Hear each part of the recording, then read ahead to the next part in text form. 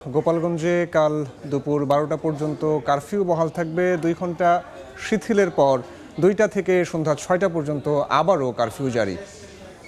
বিস্তারিত জানাবেন আমাদের রিপোর্টার আলামিন তুষার। সরাসরি যাচ্ছি তার কাছে। আমরা কিন্তু জেলা প্রশাসনের অফিসে আমরা অপেক্ষা করছিলাম গণমাধ্যম কর্মীরা। ঠিক তখনই একটি ব্রিফিংয়ের মাধ্যমে আসলে জানাবার কথা ছিল, সেজন্য আমরা এখানে আসি। ঠিক তখনই কিন্তু এই যে ঘোষণাটা আসে যে আবারও এই কারফিউ যে গোপালগঞ্জ শহরে এই যে জেলায় বাড়ানোর ব্যাপারটা, এবং সেখান থেকে আনুষ্ঠানিকভাবে ঘোষণা না আসলেও তারা আসলে আমাদেরকে যে মিডিয়া সেলের যে জায়গা আছে সেখান থেকে তারা আসলে আমাদেরকে জানিয়েছেন।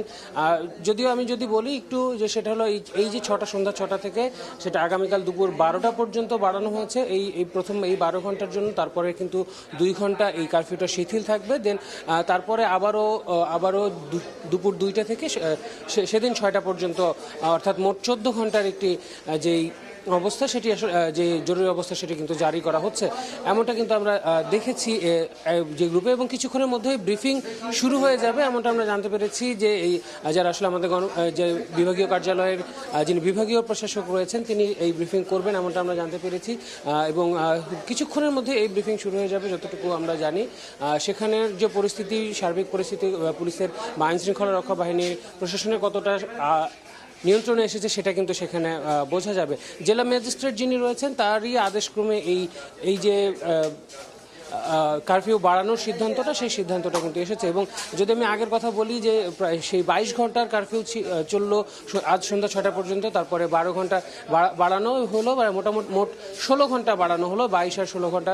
এবং এর পরবর্তীতে কী অবস্থা হবে সেটা কিন্তু আসলে সময়ই বলে দিবে। এর বাইরে যদি আমরা বলি যে আমরা বিভিন্ন জায়গায় যখন শহরে ঘুরেছি তখন আমরা দেখেছি টহল। এর বাইরেও আমরা বিকেল 4টা 4:30 নাগাদ আমরা আইন শৃঙ্খলা রক্ষা বাহিনীর সদস্যদের, সেনাবাহিনী থেকে শুরু করে এপিবিএন এবং বিজিবির যে টহল সেটা আমরা বাড়তি দেখেছি।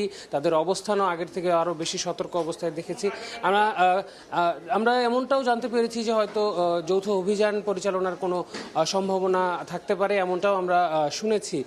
তো সেই জায়গা থেকে কি পরিস্থিতি দাঁড়াবে সেটা পরবর্তীতে দর্শক আমরা আপনাদেরকে জানাতে পারবো। যদি আমরা আগের সময়ের কথা বলি যে এই যে অবস্থা ছিল গত বুধবারের, তারপরে থেকে যে পরিস্থিতি সেখান থেকে কিন্তু এই কারফিউ এবং কারফিউ এক্সটেনশন, তো এই ছিল এখনো পর্যন্ত আমাদের হাতে সবশেষ তথ্য।